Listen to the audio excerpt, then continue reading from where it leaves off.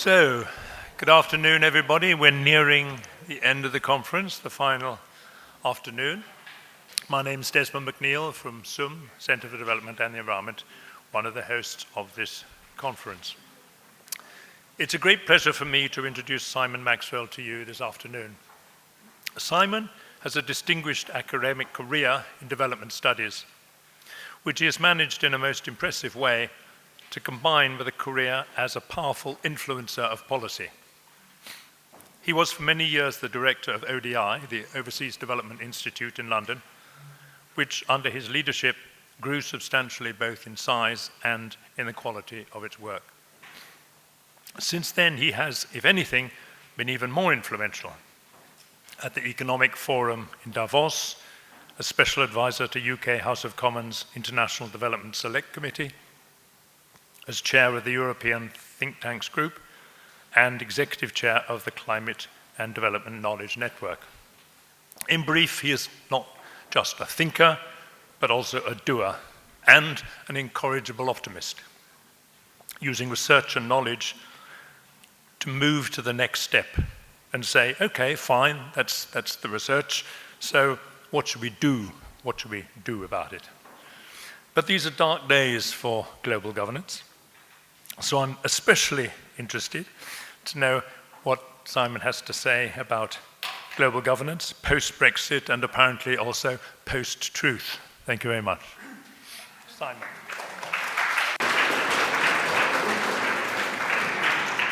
Thank you very much, Desmond. I'm going to be talking a little bit about incentives, but I see I have nothing to teach you because I got the present yesterday before I gave the speech.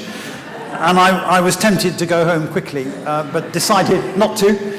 But before I start, I want to say two things. The first is, I hope you understand how important Norwegian development studies is to the development community around the world. And I think this conference has really illustrated that. I tweeted just before lunch how impressed I've been by the presentations. I've been to so many conferences where people sit down, they read their papers, they don't engage with the audience, and furthermore, they don't say anything very interesting. I won't tell you which conferences those are, but that's not the case in this conference. And I think you've really given a wonderful shop window of the quality of the research, but also the policy relevance of what you do. And we might come back to that a little bit later on. The other thing I want to do is to say thank you to Desmond, who's been a friend and a mentor and an advisor for very many years in all his different spheres of influence on environment and development, on agriculture and food, on policy research and how it can be useful, but also Desmond on how to run a research institute, which is a kind of mysterious alchemy, really, of how to make change happen. And you've been a tremendous help to me, so thank you very much. And this is probably your penultimate conference. So I hope next year you'll give him a really good send-off before he disappears to his summer house in the mountains. Now, let me just make sure this works. Here are some of the things I'm going to say. I want to start with an axiom and a paradox, talk a little bit about Brexit and maybe also Trump and what we learned from that, theorize it a little bit by thinking about collective action, and then try to apply the theory to trying to understand what's going on. Now, the axiom, to start with, is that whatever else we do in development studies, the future of development studies has to do with global governance and global public goods. There are only 31 low-income countries left in the world. And of course, there's a debate about whether we work in middle-income countries, but there are only 31 low-income countries left in the world. And in the long term, and looking at the trends, we're winning. Often at conferences like this, we queue up to say how terrible things are, but if you look at all the statistics on maternal mortality, on education, on income, actually in most of the world and in most places, we're winning. Of the 31 low-income countries that are left, most are fragile states. And in those countries, it's actually not terribly helpful just to think about aid. We need to think about an entirely different spectrum of interventions. I often say that there are three categories of countries. There are middle-income countries that don't need aid. There are fragile states where you can't spend aid. And there's Malawi. and perhaps also Tanzania, and sometimes some parts of Uganda. The development problem that we've known about for so many years is really changing radically, and the new problems we confront are to do with climate change and drugs and crime and terrorism and, of course, refugee crises and migration. Not all of those easily qualify as global governance issues, as Danny Roderick has reminded us, but many of them do. Global governance is the future. I remember once giving a talk to the DFID Social Development Advisors, who are a wonderful group of anthropologists. If you had a question about the marriage customs of tribes on the boundary between Burma and Thailand, they were the people to go to, because they really understood the minutiae of how societies work. My sense is that what we need in the future are anthropologists who understand about the marriage customs of the members of the General Assembly, or of the Conference of the Parties on Climate Change, because it's in those arenas where the key decisions that are going to affect the livelihoods of poor people are going to be formed. So that's the axiom. Global governance is the future of development studies. Of course, not the only future, and there will be a lot of work still to do at country level, but it's part of the future. But here's the paradox. Although we all recognize that the key new problems we face are global level public good problems, when we look out of the window, what do we see? We see a world in which we have Aleppo, we have massive warming, loss of Arctic sea ice, we have enormous uncontrolled refugee movements, we have crises that hit us out of the blue like Ebola. So the paradox is that although this is the most important topic, it's really hard to be optimistic that we're getting a grip. And I want to ask your opinion on that before I go any further, because I think it might shape what I say later. So please put up your hand if you are unremittingly enthusiastic about the current state of global governance. Please put up your hand if you're not optimistically optimistic. Does anybody want to say they're not hugely optimistic? And please put up your hand if you're thinking about last night's football or something entirely different, one or two of you. Now, when I say this to people, they often say to me, you know what, you're misreading the situation because there are causes for optimism. And here's the first one. The SDGs, universal, they bring together human development, environment, and governance issues in a way that's never been done before. They provide a framework for the world. The European Commission has just published a policy paper on the SDGs, and there are many governments, including, I don't know about Norway, but certainly Sweden, maybe Norway, Germany, putting the SDGs at the heart of their policy. This is a triumph. Put up your hand if you share that view about the SDGs. Put up your hand if you don't. And quite a lot of don't knows. I was a critic of the SDGs. I decided last year to stop moaning. Because, as Desmond said, we should be optimistic about the world. But you know what? 17 goals, 169 targets, 300 and something indicators, at a level of detail which is completely ludicrous, and with a complete lack of choice and decisions being made about what to prioritize and how. This doesn't seem to me to be a huge advance. It's tremendously useful rhetorically.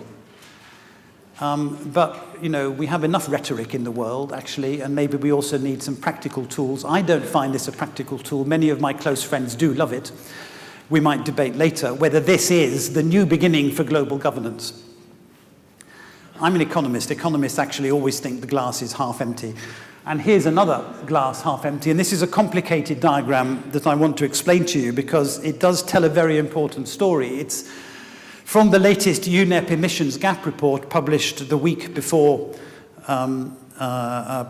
Marrakesh, which we launched in London with Erik Solheim, who is, by the way, the most wonderful speaker and engaging and positive and optimistic, and party politics aside, you should be very proud of the role that Erik Solheim plays in the world at the DAC and now at UNEP. What does this show? What it shows, to cut a very long story short, is that Paris, celebrated around the world as a new beginning, as a huge achievement, delivered no more than 33% of the committed cuts necessary by 2030. There's only one number you need to remember in climate change, and that number is 42. Anybody who's read The Hitchhiker's Guide to the Galaxy will know that 42 is the answer to life, the universe, and everything. 42 is the number of gigatons we will be allowed to emit in 2030 if we are to achieve a 2-degree warming. That's not 1.5, which was part of the target in Marrakesh. 2 degrees requires the answer to life, the universe, and everything, 42 gigatons in 2030. And don't ask me what a gigaton is, but it's a lot. A gigaton is enough to fill the Black Sea, which doesn't help me either, but anyway, that's what it is. 42 gigatons. Without climate change, we were going to be, without Paris, we were going to be at about 59, 60 gigatons on current policies. So the intention was to try and bridge the gap between 59, 60 and 42. And what we end up with all the nationally determined contributions in Paris, was a number which is around 55, 56. So from 59, 60, we got down to 55, 56. We need to get down to 42. 67% or so of the job that needs to be done on climate change is not included in Paris. And we're going to come back at the end to that issue about what having a voluntary bottom-up driven agreement tells us about the capacity for managing global public goods. And that's another reason why I'm slightly pessimistic about the current state of global governance, because of the way in which the Paris talks worked. Now, let me come to Brexit. I voted. One or two of you may be British and may have voted, and I lost. And I lost despite spending quite a lot of time in the months beforehand, organising letters from development leaders, writing other letters, engaging in debates, and standing on the streets of Brighton, where I live, trying to persuade people that they should vote Remain. If you stand on the streets of Brighton, it's actually quite difficult to find anybody who has the vote because they're all Polish or Norwegian or students. But we lost. And the question is, why did we lose? Well, many people in the immediate aftermath of the Brexit vote talked about xenophobia, about racism, about general hostility to the establishment. But as the analysis started to be carried out of the underlying reasons for the vote, it became quite clear, actually, that we saw the same phenomenon in Europe as we've just seen in Ohio and other states in the US with the election of Donald Trump, which is a massive disenchantment with globalization. And just two illustrations of the kind of problem that we face from this week's newspapers. The first is an article by Aditya Chakraborty in The Guardian about one of the forgotten places which featured so strongly in the no vote in the UK, and it's a town called Pontypool in Wales. And he talks in the article, which is worth reading, about the failure of government policy which was to put in infrastructure, attract multinationals, and create jobs in towns where the heavy industry had gone and where jobs had disappeared. We talked yesterday in one of the sessions about the role of meat in defining masculinity for Norwegian military, in a fascinating paper at this conference. Well, the role of jobs in the masculinity and probably the femininity of many people in Pontypool has been completely undermined by globalization. And the huge risk for us is that people will begin to think that development is a zero-sum game in which jobs in China are substituted for jobs in Pontypool, and somehow or other we, the development studies professionals, are responsible for the destruction of communities in our countries. I think there's a real risk that development studies will face a backlash. The other article is in the Financial Times, and it talks about the role for workers in Trump's American factory revival, and I'm going to show you a couple of graphs that were in that article because they also tell an important story. So just to sort of fill this out a little bit, here's a figure of the decline in manufacturing employment in different sectors of the UK economy. And by the way, this is from a very good paper which picks apart and challenges the elephant diagram that Naomi showed us from the Resolution Foundation the other day. and says it probably isn't true, and Branko Milanovic has responded, but it's an interesting controversy about how we understand the impact of globalization. These graphs start in 1995, which is after the great Thatcherite destruction of industry in the 1980s, and nevertheless, look at how the numbers have declined. In clothing, from 200,000 to just over 50,000. In leather goods, from 200,000 to under 50,000. The machinery manufacturing, medical precision, optical manufacturing. These were not just jobs. These were the lifeblood of communities around the UK, and they're the lifeblood of communities around most of our countries, which has somehow disappeared, and we have failed to find anything with which to replace them. This is from the Financial Times article that I mentioned, and it shows the rise of US manufacturing, but with higher productivity and the massive use of robots and other technology. Output is up, employment is radically down. And I've been reading a lot about industrial revolutions because I work on climate change, and there are so many cases where, in the blink of an eye, an economy disintegrates. Rochester, New York, the home of Kodak. Of course, Chicago, not Chicago, Detroit, the famous example. And many others in history. The Port of London had a throughput in 1960 of 60 million tons of cargo. By 1970, it had 0. And all those jobs in the docks went. And the reason was, and this is a fascinating story, the invention of the container, which meant the ships got bigger and they couldn't get into London. Massive change. So, want to understand Brexit, this is where you should look. And here is a gallery, I was going to say a rogues gallery, but I wouldn't dare say that. A gallery of distinguished personalities. And I want to think about who might have said this. It'd be a fatal error to assume that this is just a UK phenomenon. We have to do better. We have to reinstate the trust of the main actors, workers, consumers, and entrepreneurs. Anybody like to guess who said that? It clearly wasn't Theresa May on the right because she's the UK Prime Minister, it was Donald Tusk. And one of my new hobbies, you know, when people get to a certain age, they start to develop hobbies. My wife does gardening, some people collect stamps. I collect critical quotes about the European Union by European leaders. It's a hobby that keeps me extremely busy. Of course, Theresa May has made very similar points about the people we now call in the UK the jams, just about managing, and about people who are struggling with the impact of globalization. Donald Tusk said this in a letter to European leaders before the Bratislava summit, where the leaders queued up to criticize the European Union. There was then shortly afterwards a Euromed summit, which the French attended, but which Matteo Renzi said the same thing. He's the second from the left. Juncker said the same thing in his State of the Union speech. And the person on the left, who will now, I guess, disappear from history, but having lost the primary election, but Sarkozy said only the other day, we have to reform the European Union, and then perhaps the British will want to come back. A question we're going to come back to is, if that's what they all think, why don't they bloody do it? And then we could actually make some progress. This is not just a UK phenomenon. Here's Christine Lagarde speaking at the autumn meetings in Washington of the World Bank and the IMF, saying exactly the same thing. Structural change caused by globalization, technical change, deeply affected people. Of course, in the big picture, okay, but leaving people behind, the forgotten towns, the forgotten communities, the forgotten neighborhoods.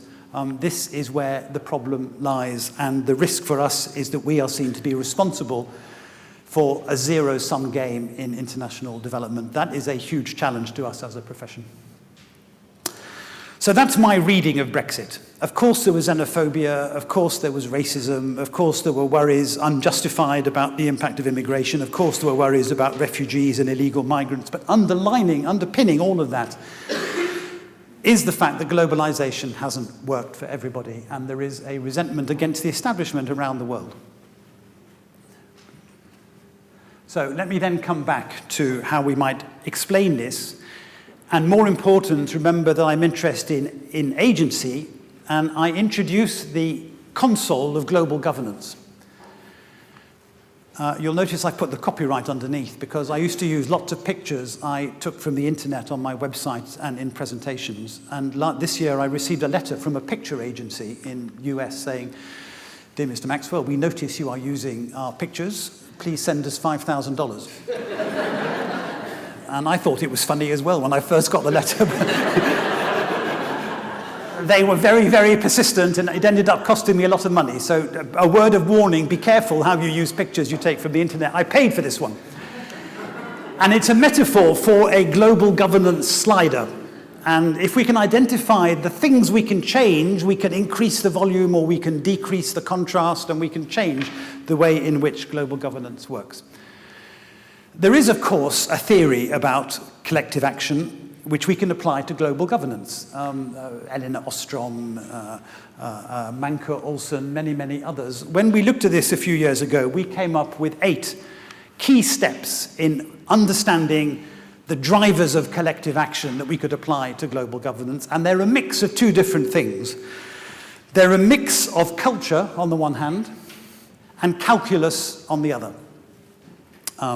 Creating an atmosphere in which collective action seems to be the right thing to do on the one hand, and making sure that people's self-interest is recognized and respected on the other. So here are the 8 steps. First of all, trust is really important. When you see leaders at summits, they often go for a walk in the woods. They have a fireside chat. They go to the theatre with their wives. What are they doing? They're building trust. They're building an understanding amongst each other. They're looking each other in the eye and deciding whether they're people they can work with. That's much easier to do in a small group than a large group, and the bigger the group, the harder it is. Continuity is important. Network closure, trying to make sure that you get to a conclusion and use social pressure in order to do so. And one of the very nice examples of this is, and I'm sure Desmond will be able to help us on this, that if you have an office and there's a kitchen and there's a kettle and some tea bags and some coffee and some milk, the only person who can steal the coffee and the tea bags is the director. And the reason is that if anybody else is caught in the kitchen stuffing tea bags into their pocket and scurrying back to their desk, there will be an email going around the office within 5 minutes to say, we know who stole the tea bags. Whereas if you're the director, allegedly, you have the authority to steal the tea bags and not get caught. Civil society plays a really important part in holding people's feet to the fire and making sure that making sure that the deal is done. Be selective on the issues, get the right combination of positive incentives and negative incentives. Provide the present before the talk. Great positive incentive. Take the present back at the end of the talk if you didn't like it. Except we ate the chocolates last night over dinner, so you can't have those back. Increasing the costs of defection. Completely fascinating that when the WTO talks failed, immediately, rather than hanging on to multilateralism as an ideal, countries went off and started signing bilaterals with the United States and with each other, and now the mega-regionals. And in those non-multilateral talks, some of the most difficult issues for developing countries are not on the agenda because the Americans say don't want them to be, or the Europeans. There are no costs of defection from the WTO. Similarly, there are not many costs of defection from the climate agreement. We'll come back to that. And establish institutions to manage change because you need continuity. So take those 8 steps, and we could talk more about them later, and ask the question, what went wrong in Europe with these 8 drivers of collective action? What went wrong in Britain that we voted for Brexit, and what went wrong in the UK? And I now can't remember what comes next. We can apply this lens to trying to understand what went on. And if you look at the no voters in the UK, it's clear they had no trust in the European Union, in the same way that probably American voters in Ohio had no trust in Washington. The core group, 28 countries in Europe, is too big.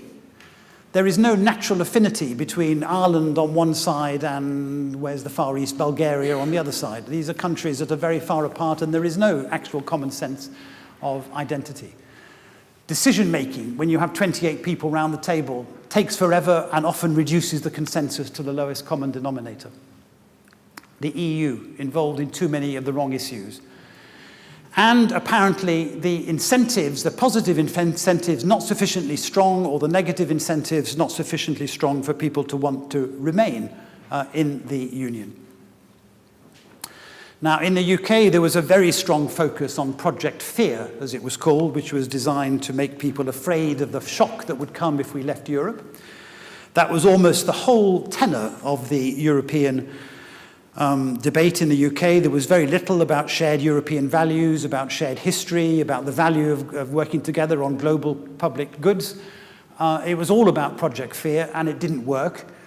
There's a famous incident where somebody went to campaign up in the north of England somewhere and stood on a platform and said, do you know what, if we leave Europe, GDP will fall by so much? And somebody at the back stood up and said, that's your GDP, not my GDP.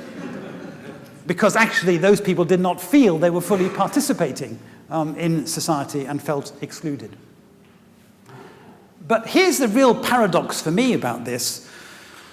Those failures of the collective action model, that failure to move the sliders in the right direction in the UK, seems to apply exactly the same way across the European Union. There are plenty of workers who feel disenchanted, in Spain, in Italy, in Eastern Europe, probably even in Germany, with the way in which the economy is being managed. And the evidence was in those statements I cited earlier, from Tusk, from Sarkozy, from the Italian Prime Minister.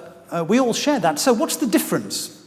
And it seems to me the difference is about the balance between culture and calculus. Here's David Cameron in his speech which launched the European Reform Initiative at Bloomberg in London, I guess in 2010 or so. We come to the European Union, he said, with a frame of mind that is more practical than emotional.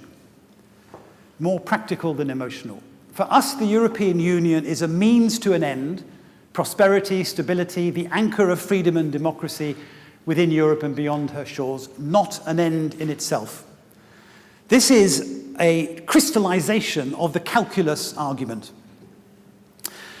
And by the way, if you're the UK and you're a member of the UN Security Council and a member of NATO and a member of the Commonwealth and a member of the Council of Europe, as well as being a member of the European Union, this is not a stupid position to have, actually.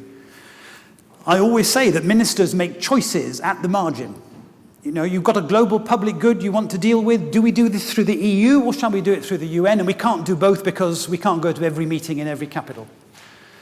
So ministers make choices at the margin, and our job, if you like, in the research world, is to help them make sensible choices about where to apply their political and diplomatic capital. At the other extreme, we have Joschka Fischer.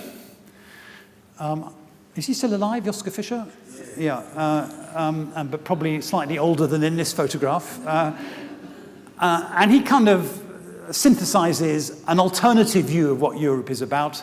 Quo vadis Europe is the question posed once again by the history of our continent, and for many reasons the answer Europeans will have to give can only be this: onwards to the completion of European integration. Now, this is, of course, neither of these examples perfectly represents everybody in their country, and they're not intended to. They're a heuristic device to demonstrate that people take different positions on this balance between culture and calculus. My guess is that the reason why so many Europeans remain committed to the Union, even though they have the same economic problems and alienation problems as people in the UK, is because they have a stronger feeling of commitment to the Union because of history and because of culture.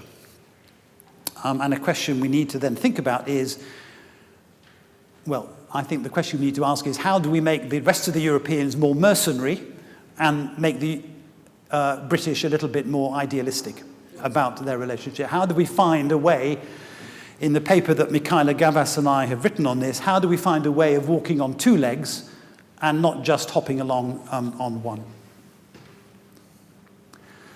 So what do we do about this? Then leads us to the question of how do we move the levers on our console? And I think there are a few things that you can think of that one might do. First of all, and I see this very much in the work I do on climate change, leadership matters. It doesn't help, actually, if your leader is constantly reinforcing your prejudice. Leaders lead. Leaders need to say what it is about the importance of global public goods they care about. They need to say what it is that they think is important about the European Union, and they need to persuade people. That's what leaders do, they persuade people.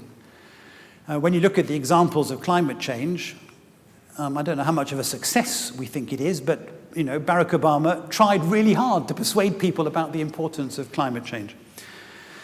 And a book I really like, which I strongly recommend, is Jonathan Haidt's book, The Righteous Mind, which talks about the taste buds of the mind.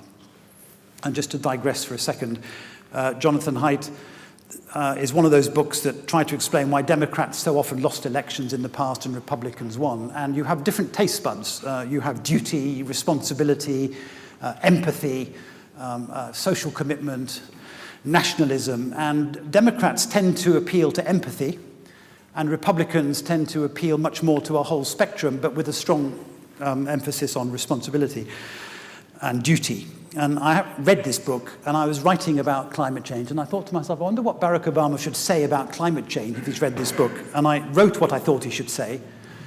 And then, by coincidence, the same day, he gave the second inauguration speech and had 2 paragraphs on climate change in the second inauguration speech, which, of course, were much better than mine. But they're on my website. Have a look, because what Barack Obama does is talk about empathy and caring and children and our duty, our responsibility, sea to shining sea, heights and lows, and our history and so on. He's capturing both the Democratic and the Republican sensibilities in those paragraphs. So our leaders on both sides of the channel have a lot to be accountable for. We need to get the incentives right. What do we need to change on our sliders in terms of positive incentives and negative incentives? How much difference would it make if there was debt relief for Greece, Jürgen, to the way in which people think about Europe? And if there were more fiscal transfers between the richer countries and the poorer countries around the southern periphery? What kind of incentives do we have to put in place so that we deal with the migration crisis more effectively? How does the European Union manage to convince the Eastern Europeans to take a different attitude? We need to think about how we use all the tools we have, the money, but also access, trade agreements, and so on, in making that choice. Network closure.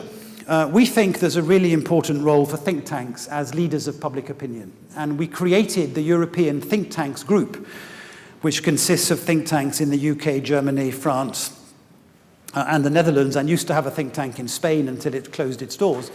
Because we're stronger when we speak with one voice, and because we can influence policy more effectively. We get access at higher levels in Brussels when we take the 5 directors and we sit there together than we do if it's just Simon Maxwell trying to make a point to the commissioner. And we published a number of pieces as the European Think Tanks Group with more than 30 authors, but neither the authors nor the institutes named on the cover. This is a product by the European Think Tanks Group, in the European Agora, creating a European epistemic community which addresses the high-level policy questions with one voice, of course, with all the compromises that goes with that.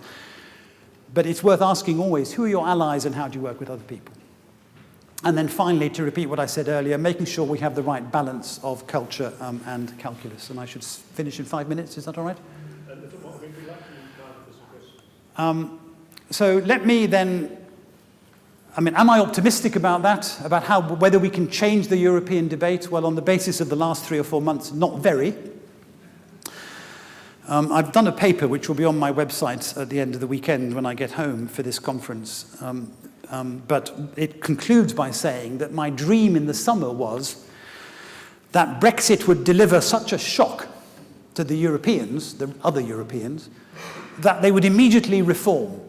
You know, it's somehow like the alcoholic looks in the mirror and sees the red eyes and the baggy cheeks and so on and says, oh my God, I've got to stop, and immediately gives up alcohol or gives up smoking. I hope that would happen, and then we could open the bathroom door and see this reformed character, and we would say, we're back, we're back.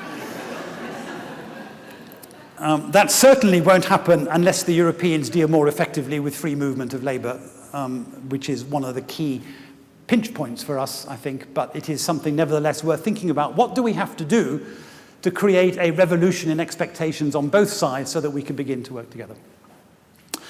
So that's my model. It's taking a practical policy problem, It's trying to use theory in an applied way to look for policy options, and then thinking about how we take those policy options from the domain of the research desk into the public space, into parliaments, and into the public debate. Where else could we make use of such an approach? Well, here are just 2 or 3 examples, and you'll find lots on all of this on my website. This is my last slide, Desmond, from things that I've been working on. I first started thinking about this in the context of UN reform. At the time of the One UN panel, I was invited to do a presentation when Gordon Brown was Chancellor of the Exchequer in number 11 Downing Street on this topic, to the high-level panel of which Stoltenberg was the co-chair. And funnily enough, I didn't manage to speak to him, but Gordon Brown was at the next table to me in the Bristol Hotel across the road this morning. I hoped he might come. He's not here, I don't think, is he? We talked about that, and the question was, how do you get all these UN agencies to work better together? And to skip over what they thought and so on, my view is that the only way you're going to get that to happen is to change the incentives facing the barons who run the specialized agencies. And the way to do that is to centralize the funding as it used to be through UNDP, stop UNDP doing all those other things it does, but make it the Ministry of Finance for the UN, and to drive change in the UN system with one budget. Instead, there was a lot of talk about working from the bottom up and liaison at country level and pilot studies in countries. And I went, as it happened, to a country shortly afterwards, and what I found was lots and lots of young people sitting in offices, UN offices, sharing information and delivering almost nothing in the way of real change. You need a hammer to crack a nut, really, or a very strong set of teeth. And UN reform, we can move these sliders. You know, if politicians, leaders want to, we can move those sliders and begin to change the balance of incentives people face. Climate change, briefly, is an interesting case because the idea of a bottom-up, non-committing process was exactly the model that was designed in order to achieve agreement. Robert Stavins and colleagues in Harvard and others who are experts on negotiation, thinking about how to get a deal, that was the way to get a deal. Tell the Americans and the Chinese, don't worry, it's okay, you know, it's an intended contribution, you just put it on the table, nobody's going to worry about whether you've done your fair share or not, and that way we'll get a deal. Probably we did get a deal, and the question now is, can we then tighten it? And one of the parts of this proposal was you then ratchet up with review processes every 5 years and get a stronger deal over time and encourage greater ambition. Left to myself, I probably would have banged my head against the wall with some sense of how many tons per capita countries are emitting and what their due responsibility is. But probably, luckily for the deal, I wasn't invited to give an opinion. Economic governance, the G20, which is an interesting thing. I'm very skeptical about the G20, actually, because I always want to know where are the G172 who are not there. But what it does, the G20, is to create culture of change. It's not a decision-making body, but it creates a sense of movement in a certain direction. And most famously, after the financial crash, when they had $1 trillion fiscal package at the London summit of the G20. But it doesn't do anything, the G20. It simply creates a culture in which things can happen. I was once invited to breakfast the only time at Downing Street when Tony Blair was Prime Minister to discuss the G20. And it's a very funny thing because all the waiters come in with your bacon and eggs under a little, cover, and then they all stand there and lift it up at the same time. And because you've been invited to Downing Street, you're so nervous about saying the wrong thing that you don't like to have breakfast because you might have your mouth full just at the moment when you can say something. Anyway, I had a metaphor about the G20, which is that the G20 is like you're sitting in a rowing boat in the middle of a lake and you bang the water with an oar and nothing happens really, except that 10 minutes later the ripples reach the shore, and it's when the ripples reach the shore that something happens. So I said this in the breakfast, and Tony Blair looked at me and said, "That's a very strange analogy." You have one opportunity, your elevator pitch. So where are the incentives to adhere to the G20 is something interesting. And finally, on migration, we've obviously got something incredibly wrong on migration in every possible way, and I've written about that on my website. There's a piece on what to do about Syria and how to stop people throwing themselves into the sea by having safe routes and so on. But we clearly have not in Europe, wider Europe, including Norway, found either the culture or the incentives to deal with this. And I do think that thinking about both culture and incentives would be a good way forward. So I think that's all I want to say, except to conclude that I think we live in a really dangerous moment for the world for all sorts of obvious reasons. But the main lesson of elections is not to dismiss the voters. You know, you can't go and say to people, well, that didn't work out very well, we'll change the voters and try again. The European Union does do that sometimes because when they've had a failed referendum, they then go back and say, do it again. And you keep having referendums until people give you the right answer. You can't change the voters, and when we do listen to the voters, we see that there are some deep, deep problems associated with the development models we've had. And the answer is not to go back, I don't think, to protecting industry and to maintaining, you know, high-emitting industries like the coal industry. We have to find a way in which we share the benefits, and as Christine Lagarde said, you have to look at the overall benefits and then make sure you handle the distribution in a more effective way, but find opportunities for people in places like Pontypool. And that article I referred to talks a bit about some of the ways that that can be done.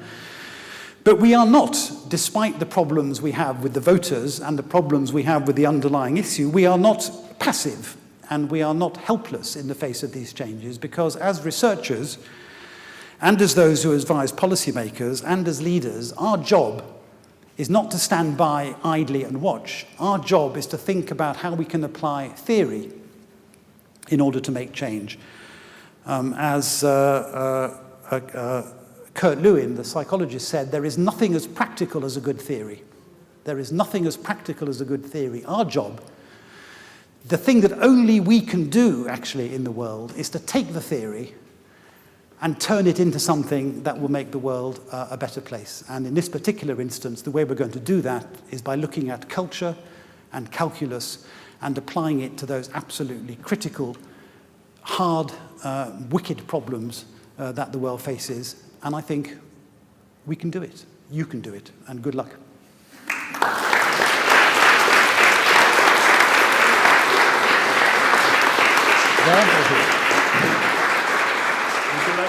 If you have 15 minutes for questions. Of course, yeah. Okay. Do you have the manage? You want me to manage it? Okay, that's all right. I'm going to turn my thing off. Which do you prefer? You manage it. Okay. Because you know people. Good. I don't know them all. 15 minutes we have for questions. So questions, comments from the audience. I invite you. Who do I see? Yes, Jürgen.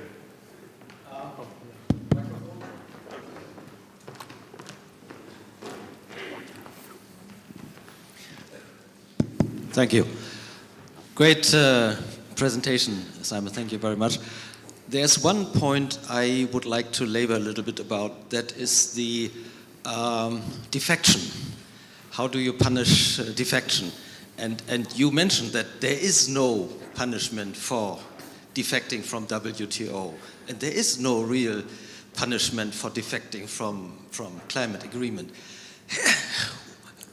Do we have any theory? Do we have any analogies? Do we have any examples for raising the cost of defection from these agreements that we take so seriously for the survival of mankind? I think we do, actually. Ask Mr. Putin whether or not he thinks that we have costs of defection when you defect from the global consensus in Crimea, you know, and in Syria. The Security Council has not done a good job, obviously. I follow the UK UN ambassador on Twitter, and almost every day he tweets, "Stop the war crimes." And clearly we don't have adequate sanctions for dealing with that, but we do have sanctions on Russia. In the case of the risk of the US leaving the climate agreement, abandoning Paris, there's been a lot of talk about having environmental tariffs imposed on exports of US goods. So I think that we are sometimes nervous about using those, and they should be due process.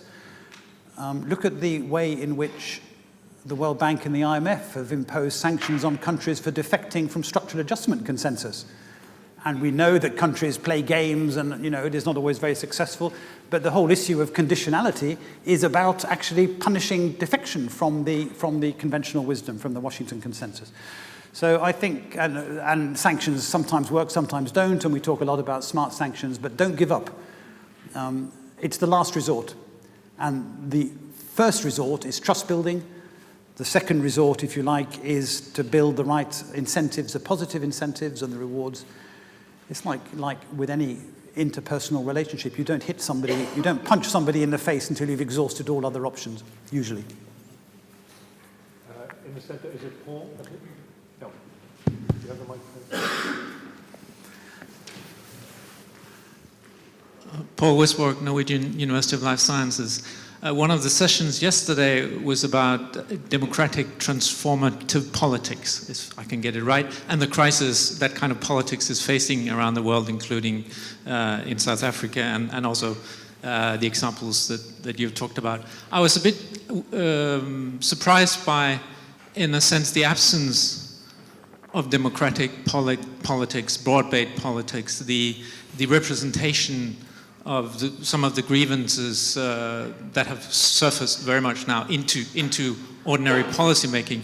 You did make clear that that having breakfast with the Prime Minister is maybe not the effective way to necessarily affect politics, but you did, for instance, suggest that think tanks are, and I was a bit surprised that that would seem to be then a sort of major avenue for this research community. So I would like a bit more reflection on the relation between the academic community and different, more effective kinds of democratic politics. Thank you. Well, the role of think tanks is, if you like, my mastermind subject, so I'm happy to talk about that all day. When we look at big policy changes, there are three key factors that shape change. One is leadership. The second is civil society, democratic pressure, and the third is the power of a good idea. And we can leave leadership to others, and civil society is civil society, but the power of a good idea. Now, I moved from IDS, which we used to describe as the National Research Centre on Developing Countries, to ODI in 1997, and the immediate question I asked myself was, what's the unique selling point of this institution compared to IDS? Because IDS, I was very proud of working in, did everything, we were all over it, so to speak. And I worried about this for a long time in the darkness of the night, and I realized in the end that the unique selling point of ODI was actually location. It was things you could do in the middle of London that you couldn't do if you were in Brighton. And those things were described by the term think tank. They were about working with policymakers. They were about feeding in things to ministers. They were about creating an epistemic community in London of researchers, policymakers, politicians, civil society, and business, and journalists. And it was about intervening in the policy process. Now, by the time I left ODI, there were probably 15 or 20 people at ODI working on that issue of bridging research and policy. There are there are training materials, case studies, books, and so on that subject. As director, I spent a lot of time working with ministers, having breakfast with the special advisors to ministers, organizing 80 meetings a year in Parliament.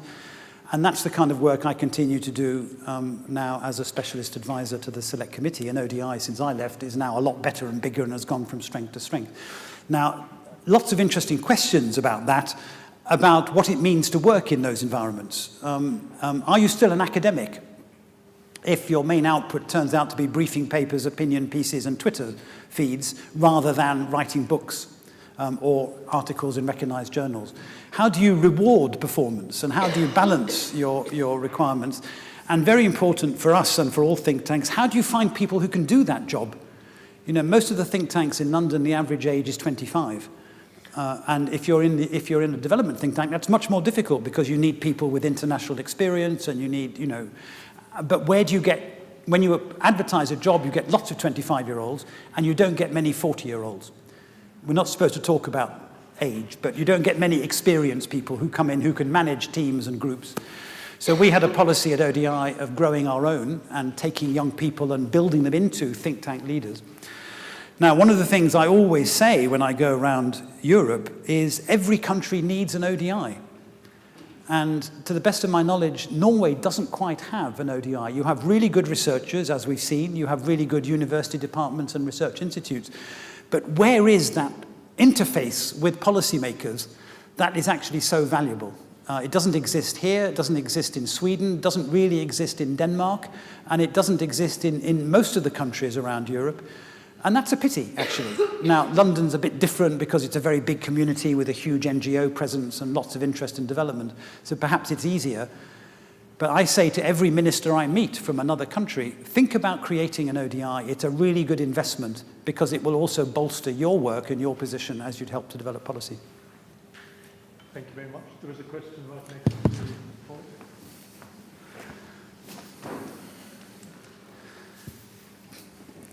Katharina Glab, also from the Norwegian University of Life Science. You've been pointing out as an answer to this question what strategies we as researchers can also take in this context. And I'm wondering about our role, especially thinking that we're, I'm assuming, mostly social scientists. And our role as social scientists is very often that we're, as we're viewed from policymakers, increasing complexity instead of decreasing it. We're not talking about black and white in a process. We're more bringing into the local context the complexity of certain issues. And that is often viewed from the other side as increasing the problematic of something that cannot be taken up within the policy process. So I wonder how you deal with that problematic that we as scientists want to keep that complexity of the issues and make sure that we have like a holistic and overall answer to it, but at the same time be able to actually talk to policymakers in order to inform the decisions and not just keep them a very simplified and maybe too simplistic answer to the questions they're asking. Well, you know, I always joke that I spent a lot of time at ODI signing off briefing papers and crossing out the last two paragraphs. And the penultimate paragraph always said, well, that was really interesting, but of course every country is different and we really can't generalize. And the last paragraph said, well, yeah, that was really, really interesting, but actually we need much more research to elucidate the question. Take out those two paragraphs and the papers were really interesting. And one of the other phrases I used to bandy about was, don't tell me about two valleys in Burkina Faso, tell me about the future of world agriculture. And I think that's the challenge for us as academics. If we want to be useful in the world, we need to find a way to move up the value chain and talk about the high-level narratives. Now, you know, that doesn't mean that the more detailed, locally focused work is not really important. It is, but it's about how you use it and what you do with it. On their first day in ODI, well, let me say something else first. Yesterday, I ran a really nice session with a food group at your university. And we focused the question on how do we change the world? What is a new narrative on food policy? And can we have a Norway food charter? And we used Twitter live in the session. And I got each of the small groups to produce 144-character bullet points as to what should go into a new Norwegian Charter of Food Security. And the students did a really good job. And you can find it all on my Twitter feed, and it's all been retweeted. And then we talked at the end about how they could form an alliance with your universities, you know, your centre and your university, and have a really good discussion in Norway about things like food waste, pricing, where the profits are reported, the role of multinationals, all the things we've been discussing here. So it can be done, and it's really fun to do, and students actually, I think, really like it because they want also to be useful. I used to give every new researcher at ODI a sheet of paper with 4 pictures on. The first picture was Scheherazade. These were the 4 role models of the person who works in a think tank. I've got a minute to tell this. Yes, you have a minute. The first was Scheherazade, Tales of the Arabian Nights. You want to work in a think tank, you've got to learn to tell a really good story which has a beginning, a middle, and an end, and gives a policymaker options. Cut out those last 2 paragraphs.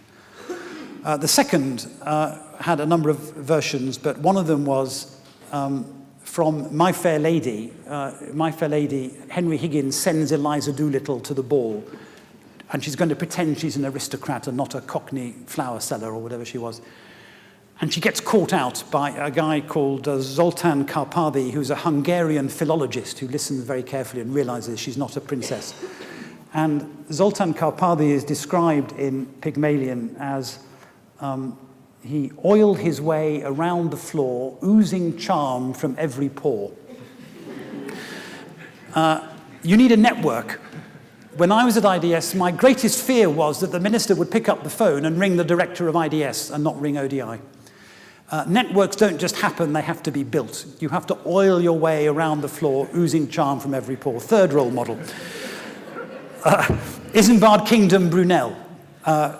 Innovator, theorist, but practical, working with the street-level bureaucracies, building the railways and the iron bridges and the steam engines and the iron ships.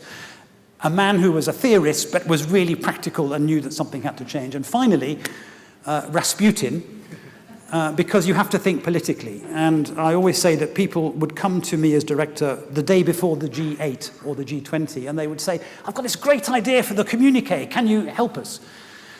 And I'd say, well, yeah, but the communique was written 6 months ago, and it was translated into Chinese 3 months ago, and it's too late. So there were 5 questions I used to ask researchers to answer when they came to me. They had a great idea. I say great, fantastic idea. Who is making what decision? When are they making it? What product do you need to influence the decision? And when do you need it? And sometimes the product you need is a book. And there are people who write books which have enormously long legs. Morton Jervin's work, for example, read around the world, Paul Collier's work. I hope Morton doesn't mind me mentioning those two in the same breath. Or Paul, we'll come to that. But sometimes the product is you're going to have breakfast with a special advisor or have lunch with somebody and say the right thing to them that makes a difference. And the skill of working in a think tank is not to have the cleverest idea and to be the greatest theorist, but to know when to write a book and when to go and have lunch.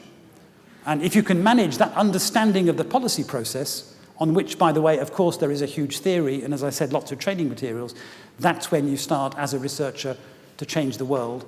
And nobody comes into development, I'll say this as we're finishing, nobody comes into development because they love sitting in their desk all by themselves writing academic papers. All of us in development, I'm sure I speak for everybody in this room, comes into this profession because they care a lot about the state of the world and about poverty and about unnecessary suffering and death, and they want to change things.